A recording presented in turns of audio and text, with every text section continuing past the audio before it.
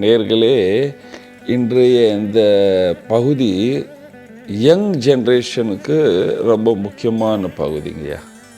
இப்போ நீங்கள் பல ஏக்கன்ஸ், அதாவது பருவுகள், சில பேருக்கு முகத்தில் வரும், சில பேருக்கு கையில் கூட வரும், கழுத்தில் வரும், சில பேருக்கு அது கருப்பு கருப்பாக நின்று போயிடும். இது ஏன் வருகிறது? டாக்டர் மருந்து கொடுக்குறாங்க, கண்டிப்பாக எல்லோருக்கும் வருது, சில பேருக்கு தான் வருது. யாருக்கு வருது? ஃபஸ்ட்டு இதில் கவனிக்க வேண்டிய விஷயம் என்ன இருக்குல்ல, வயிற்றில் சூடு இருந்தால், வயிற்றில் பித்தம் இருந்தால், உணவு ஜீரணமாகவில்லை என்றால் அவர்களுக்கு இளமையில் இந்த மாதிரி வர்றதுக்கு வாய்ப்புகள் உள்ளன. பருவுகள் நைட்டெல்லாம் ஏதாவது பிஸா, பர்கர், அது பானிபூரி, அது இது என்னென்னவோ சாப்பிட்டு ஜீரணமே ஆகலை, நைட்டு 2 மணிக்கு படுக்கிறது, இவங்களுக்கெல்லாம் வரும். ஸ்கூல் பசங்களுக்கெல்லாம் வருது. இப்போ 7வது 8வது படிக்கிற பசங்களுக்கு. ஏன் வரும்போது ஏதாவது சாக்லேட்டை சாப்பிடுவாங்க, அது சாப்பிடுவாங்க. வீட்டில் போனால் அவங்க அம்மாவை கேளுங்க, அவங்க பொண்ணு லெட்ரின் போய் எவ்வளோ நாள் ஆகுது அப்படின்னு. சார், அவள் 2 நாளுக்கு ஒரு வாட்டி தான் சார் போவா அப்படின்வாங்க. இந்த ஜீரண கோளாறு இதுக்கு காரணம். இதுக்கு என்ன கிரகம்? லக்னத்தில் சூரியன் இருந்து லக்னாதிபதியே அஸ்தம் பண்ணாள். இவங்களுக்கு வயிற்றில் பித்தம் இருக்கும்.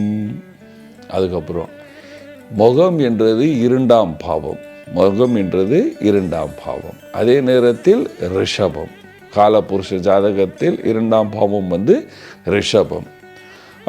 இந்த ரிஷபமும் ஜாதகத்தில் கெட்டு போயிருந்தால், அங்கே செவ்வாய் ராகு இருந்தால், அங்கே ராகு இருந்து அதை செவ்வாய் பார்த்தால், அல்லது உங்கள் லக்னாதிபதிக்கு 2ஆம் பாவத்தில் 2ஆம் பாவத்துக்கு அதிபதி செவ்வாய் உடன் இருந்தால், அல்லது செவ்வாய் சனி இருந்தால், செவ்வாய் ராகு இருந்தால், இவங்களுக்கு எல்லோருக்கும் தீட்சணமான போஜனம் செய்ய வேண்டும். அதாவது தீட்சணமான போஜனம் என்னன்னா, காரமான சாப்பாடு, ஸ்பைசியான ஃபுட்டு.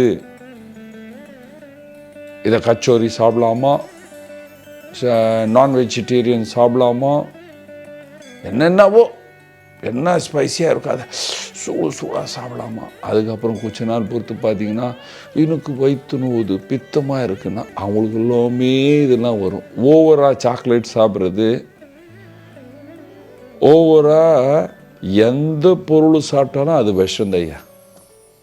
ஆமாம், எந்த பொருளும் ஓவராக சாப்பிட்டா அது விஷம்தான். வயிற்றுக்கு மத்திய பகுதியில் பித்தம் இருந்தால் அதுதான் விஷம். அதுதான் இதுக்கு காரணம். அதனால் ஃபஸ்ட்டு பரிகாரமாக நீங்கள் என்ன செய்ய வேண்டும்,